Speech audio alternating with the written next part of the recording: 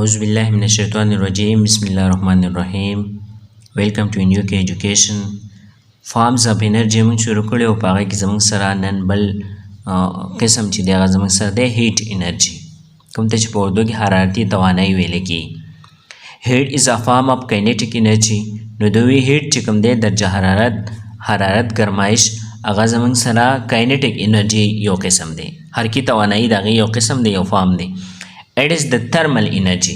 نو دا زموږ څه thermal energy دا حرارتي توانایي ده that flows from hotter to colder objects. کوم چې فلو کوي یعنی زی د هاټر باډي نه کولډر باډي ته کولډر object ته چې کوم ګرم چیز چې کوم دی هغې نه چېرته ځي یخ چیز طرف ته ځي. whenever a hot body touches the cool body.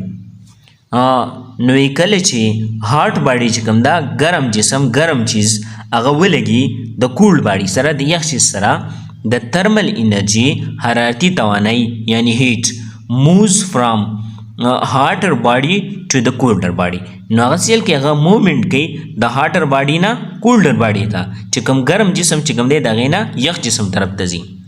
فار ایگزامپل مثلا when a hot iron rod is placed into a cooled water. وی کچرتا یو ګرم اوسپنه هغه د ګرمې اوسپنې یو راډ چې کوم دی هغه موږ په یخو اوبو کې کیدو د ترمل انرژي فرام هاټ آیرن. نو کوم دا ګرمه اوسپنه ده او په دې کې چې کوم هیټ دی ګرمایش دی په دې راډ کې آیرن راډ کې ټرانسفر انټو واټر. نو دا به دې واټر ته چې منتقل کېږي ځکه چې واټر چې کوم دی هغه څه دی هغه کول دی په دې ټایم کې، او آیرن چې کوم دی اوس هاټ آیرن نو هغه زموږ سره هاټ دی، نو د هاټ نه اوس دی کول ته ځي. د راډ بیکمز کول.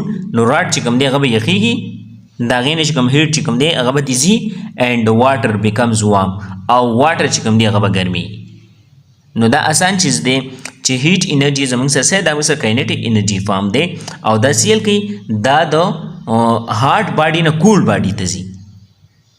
نو دا اسان چیز دی. یا یو ګرم چیز دی، یو ګرم اوسپنه هغه موږ ورته نږدې کړو نو هغه سیل کوي هغه زموږ لاس ګرموي، زموږ لاس چې دی هغه سیزي. ولې؟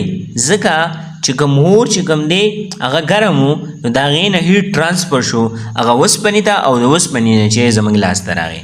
نو دا سیل کې د هاټ نه چې کول طرف ته ځي. بل فارم بل قسم زموږ سره دی لایټ انرژي، روشنی کی توانائی د رڼا توانائی. لایټ از د فارم اف کاینیټیک انرژي. نو لایټ چې دا زموږ سره د کاینیټیک انرژي یو قسم دی، دا هم زموږ سره کاینیټیک انرژي ده. سن از د میجر سورس اف لایټ انرژي. نو نور چې کوم دی دا د ټول نه غټه ذریعه ده د رڼا د توانایي. د سن ګیوز لایټ انرژي ټو پلانټس. او دغه سن نور چې کوم دی دا لایټ انرژي چې دا پلانټس ته ورکوي. لایټ انرژي څه ده هغه پلانټس چې کوم دی هغه راکاږي. پلانټس کنورټ لایټ انرژي ټو کیمیکل انرژي تھرو فوټوسنتھسس. او پلانټس چې کوي دغه لایټ انرژي سره دا لایټ انرژي چې کوم ده دا کیمیکل انرژي ته چې دی بدلوي تھرو فوټوسنتھسس. د فوټوسنتھسس په ذریعه باندې د ضیاء طالب په ذریعه باندې پلانټ چې کله خپل خوراک تیاروي نو په هغه یې چیل کوي هغه لایټ انرژي چې دی هغه ابزرو کوي او دا کیمیکل انرژي ته بدلوي. لایټ انرژي هیلپس us to see things. او بل لایټ انرژي چې کوم ده د رڼا توانایي هغه موږ له د چیزونو په لیدو کې مدد راکوي، ځکه چې دروازې کله نور ښکاره شي نو موږ مختلف چیزونه وینو. our sense of sight can detect light energy. او زموږ sense of sight چې کوم دی د لیدو حس هغه چیل کوي هغه پہچان کوي د لایټ انرژي، رڼا چې دی هغه پیژني. پوه شوې تاسو؟ نو رڼا چې کوم دی د هغې په ذریعه باندې مختلف چیزونه موږ ته راښکاري. نو دا زموږ سره لایټ انرژي شوه. بل فارم زموږ سره دی الیکټریکل انرژي، بجلی کی توانائی، د بجلی توانائی. الیکټریکل انرژي از ډیو ټو موومنټ اف الیکټریکل چارجز. نو الیکټریکل انرژي چې کوم ده هغه د څه په وجه باندې ده؟ موومنټ اف الیکټریکل چارجز. الیکټریکل چارجز چې کوم دي د بجلی چې کوم چارجز دي یعنی الکترون پروټون او نیوټرون د هغې موومنټ چې دی تھرو این الیکټریکل کنډکټر. الیکټریکل کنډکټر چې کوم دی د بجلی موصل په کوم کې چې بجلی پاس کېږي نو په هغې کې دا الیکټریکل چارج چې کوم دی دا موومنټ کوي، نو د هغې د وجې نه الیکټریکل انرژي چې دغه پیدا کېږي. الیکټریکل چارجز موو تھرو ا وایر. نو الیکټریکل چارجز چې کوم دی هغه په دې وایر کې د بجلی په دې تار کې دا موومنټ کوي. is called electricity. دغه ته به بجلی ویل کیږي چې کله electrical charges څه دی په د بجلی په تار کې موومنټ کوي نو دغه د electricity بجلی ویل کیږي هغه بجلی پیدا کوي. Electrical energy is used for lighting the house and for working of different appliances. electrical energy به موږ د څه لپاره استعمالو electrical energy چې دغه موږ استعمالو د lighting لپاره د رڼا لپاره د چیش د رڼا لپاره د کورونه کې چې موږ بلبونه او راډونه دا لګو کور په موږ روښانه کوو کنه نو د هغې لپاره د electrical energy موږ استعمالو بجلی موږ استعمالو.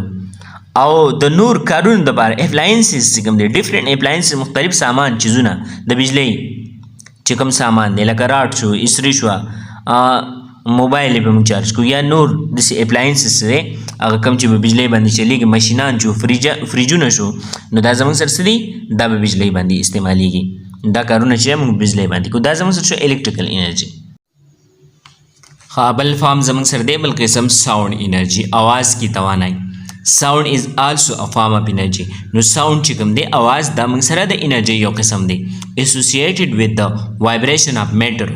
کوم چې vibration of matter کې چې موږ ته vibration of matter کې موږ ته ملاويږي یعنی په matter کې چې دا vibration کوي نو आवाज پیدا کوي.